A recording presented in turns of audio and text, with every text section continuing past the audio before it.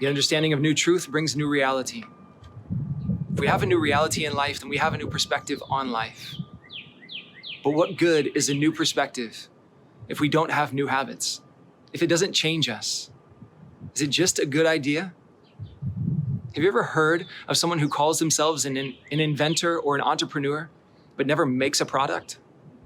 What good does it say, I have something in my mind, I have this idea, I have this perspective of something in my mind that's going to change my life for the better, the lives of all of those people around me for the better if I would only invent this product. But it's just too hard. Maybe I'm too lazy. Maybe it just takes too much effort. Well, are you really an inventor or an entrepreneur at all? How many people have challenged our Christianity throughout the ages and have said, it looks really good on paper, but I want to see it lived out. I want to see a heroic witness. I want to see somebody who lives like Jesus. I want to see him incarnate. We should be the ones that through the ways that we have changed our life, through the new perspective that we have, by the way that we changed our lives, people should see the resurrected Christ incarnate in us. Wait a second, we don't believe in reincarnation.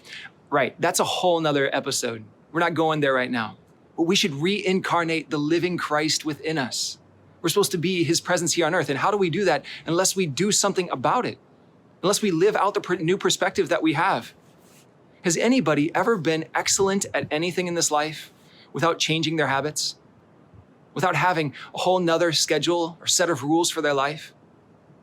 Has any athlete or any business or any corporation, have we ever gotten better without seeking excellence through new habits because we have a new goal, a new perspective, a renewal of what life looks like? We as Christians, we call those new habits that allow us, to help us, to have the strength to live the resurrected life, we call those virtues. Virtues are simply these dispositions that give us the strength to live as we actually desire to live excellence in the Christian life. There's many virtues that we could seek and strive to live out. I ask you to look at your own life and see, what am I lacking? What do I need to live a holier life? What do I need to live excellence in my life? But I will tell you that there's 4 virtues. They're called the cardinal virtues or the hinge virtues because all the other virtues seem to stem from them. And I would ask you to look up those 4 cardinal virtues that the Catholic Church says that those are the main virtues that we need to foster in our life.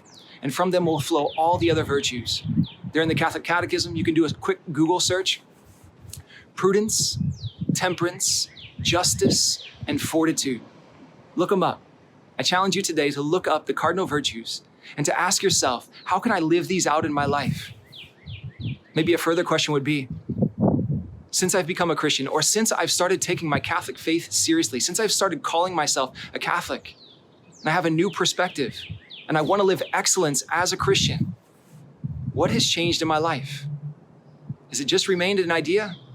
Or am I ready to put it into practice? Am I ready to live excellence? It's time for us to live resurrected habits, resurrected virtue.